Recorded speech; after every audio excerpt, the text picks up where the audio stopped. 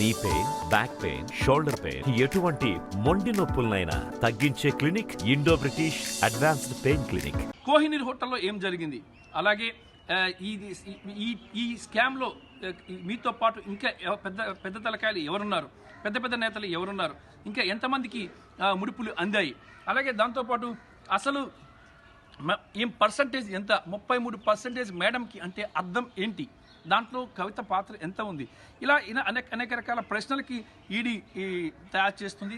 మరి ఈ ప్రశ్నలన్నింటికి కూడా సమాధానం చెప్పాల్సి ఉంది. మరి ఆమె ఏ రకంగా సమాధానం చెప్తారు, కోఆపరేట్ చేస్తారా, కోఆపరేట్ చేయకపోతే పరిస్థితి ఏంటి, అలాగే అరవింద్ కేజ్రీవాల్ ఏం చెప్పబోతున్నారు, అరవింద్ కేజ్రీవాల్ చెప్పబోయే సమాధానాలకి కవిత చెప్పబోయే సమాధానాలకి బేరీజు వేసుకొని ఒక నివేదికను తయారు చేస్తారు. దాంతోపాటు ఇక మిగతా హస్బెండ్తో పాటు కవిత హస్బెండ్ అనిల్ కుమార్, అలాగే మిగతా వ్యక్తుల పాత్ర ఎంతవరకు ఇందులో ఉంది అనే అంశాన్ని కూడా ఈడీ ప్రశ్నించే అవకాశం ఉంది. దాంతోపాటు మరి ముఖ్యంగా చూసుకున్నట్టుగైతే 9 సెల్ ఫోన్లను టోటల్గా హ్యాండ్అవుట్ చేశారు. మరి ఈ 9 సెల్ ఫోన్ల విషయంలో 4 సెల్ ఫోన్లని ఫార్మాట్ చేసి ఇచ్చారు. ఎందుకు ఫార్మాట్ చేయాల్సి వచ్చింది అనే అంశానికి సంబంధించి కూడా ఇక్కడ ప్రశ్నించే అవకాశాలు కనిపిస్తున్నాయి. దాంతోపాటు ఒక ప్రశ్నావళిని స్ట్రాంగ్ క్వశ్చనర్ని ఈడీ తయారు చేసింది. ఈ క్వశ్చనర్కి కవిత సమాధానం చెప్పాల్సి ఉంటుంది. కవిత సమాధానం రాకపోతే ఇక మరో 7 రోజులు కస్టడీ, తర్వాత ఇంకో 7 రోజులు కస్టడీ పెంచే అవకాశం కూడా ఉంది.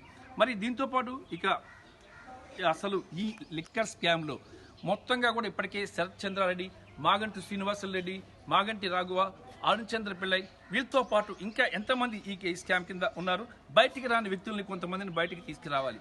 ఇదే ఈడీ ముందున్న పెద్ద టార్గెట్. ముఖ్యంగా ఆప్ నేత అరవింద్ కేజ్రీవాల్కి అలాగే కవితకి మధ్య చేస్తున్నారు. ఆమెకు విచారణకు సంబంధించినటువంటి ప్రశ్నలని ఈడీ ప్రిపేర్ చేసింది. ఈరోజు ఆదివారం కావటం వల్ల ఎలాంటి విచారణ కూడా జరగడం లేదు.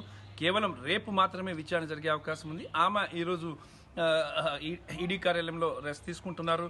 మరి ఆమెతో పాటు కొంతమంది సెక్యూరిటీ సిబ్బందిని కూడా ఉంచారు. మెడికల్ వైద్య బృందం ఉదయాన్నే ఈరోజు కవితకు టెస్టులు చేయడం జరిగింది. టెస్టులు చేసిన తర్వాత ఆమె ఆరోగ్యం నిలకడగానే ఉన్నట్టు వైద్య బృందం చెప్తుంది. ప్రస్తుతానికైతే ఈరోజు సాయంత్రం 6 గంటల నుంచి 7 గంటల మధ్యలో మళ్ళా కుటుంబ సభ్యులు కలుసుకోవడానికి అవకాశం ఇచ్చారు.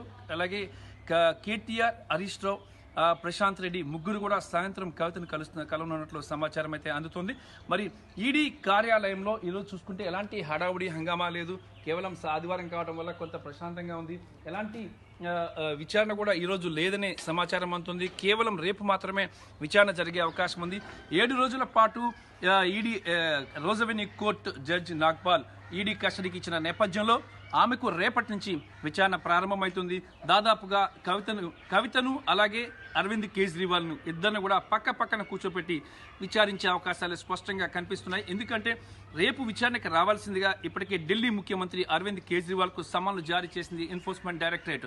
ఈ నేపథ్యంలో కేజ్రీవాల్ వచ్చిన తర్వాత కవిత విచారణ ప్రారంభమవుతుంది. ఇద్దరిని కూడా పక్కనే కూర్చోపెట్టి ప్రశ్నిస్తారు. దాంతోపాటు కవితకి సంబంధించి ఆమె హస్బెండ్ అనిల్ కుమార్ అలాగే మరో ముగ్గురికి కూడా నోటీసులు జారీ చేశారు. మరి ఈ నోటీసులు జారీ చేసినప్పుడు వీటికి సంబంధించి కూడా అందరినీ కూడా ఒక దగ్గర కూర్చోపెట్టి ప్రశ్నలు సంధిస్తారు. అయితే ముఖ్యంగా అసలు ఈ స్కామ్లో దాదాపుగా 100 కోట్ల రూపాయల ముడుపులు ఏ విధంగా వెళ్ళాయి ఆప్కి నిజంగా 100 కోట్లు ఇచ్చారా, ఇంకా ఎక్కువ ఇచ్చారా, ఆప్ నుంచి ఎంత వెనక్కి తీసుకున్న ప్రయోజనం పొందారు, 192 కోట్లైనా అంతకంటే ఇంకా ఎక్కువ ఉందా, రకరకాల ప్రశ్నలు 100 ప్రశ్నలు తయారు చేసింది ఎన్ఫోర్స్మెంట్ డైరెక్టరేట్ టీం.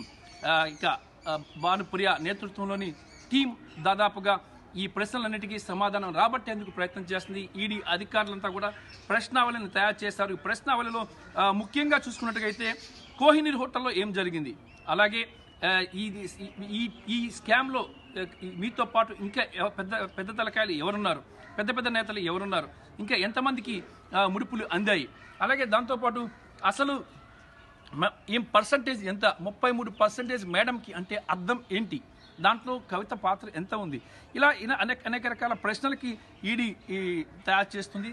మరి ఈ ప్రశ్నలన్నింటికి కూడా సమాధానం చెప్పాల్సి ఉంది. మరి ఆమె ఏ రకంగా సమాధానం చెప్తారు, కోఆపరేట్ చేస్తారా, మంత్రి అరవింద్ కేజ్రీవాల్ని ఇరికించేందుకు, అరవింద్ కేజ్రీవాల్ని పాత్రను బయట పెట్టేందుకు కవితను పావుగా వాడుకుంటుంది ఈడీ అని చెప్పేసి సమాచారం అందుతుంది. ముఖ్యంగా చూసుకున్నట్టుగైతే అరవింద్ కేజ్రీవాల్ని ఎలాగైనా సరే సోమవారం ఈడీ ఆఫీస్కి తీసుకురావాలని ఒక కృత నిశ్చయంతో ఈడీ ఉంది. మరి వస్తారా, లేదంటే అరవింద్ కేజ్రీవాల్ కూడా అరెస్ట్ చేసి ఈ ఈడీ కార్యాలయానికి తీసుకొస్తారా? చూస్తున్నాం, మనం ఈడీ కార్యాలయం దగ్గర ఉన్నాం. ఢిల్లీ ముఖ్యమంత్రి అరవింద్ కేజ్రీవాల్ కానీ రేపు ఈడీ ఆఫీస్ కానీ రాకపోతే ముఖ్యమంత్రిని కూడా అరెస్ట్ చేసి ఈడీ కార్యాలయానికి తీసుకొచ్చే అవకాశాలు స్పష్టంగా కనిపిస్తున్నాయి. ఇప్పటికే గవర్నర్ పర్మిషన్ కూడా తీసుకున్నట్లు సమాచారం అందుతుంది. ఇప్పటికే కోర్టు పర్మిషన్ కూడా తీసుకున్నట్లు సమాచారం అందుతుంది.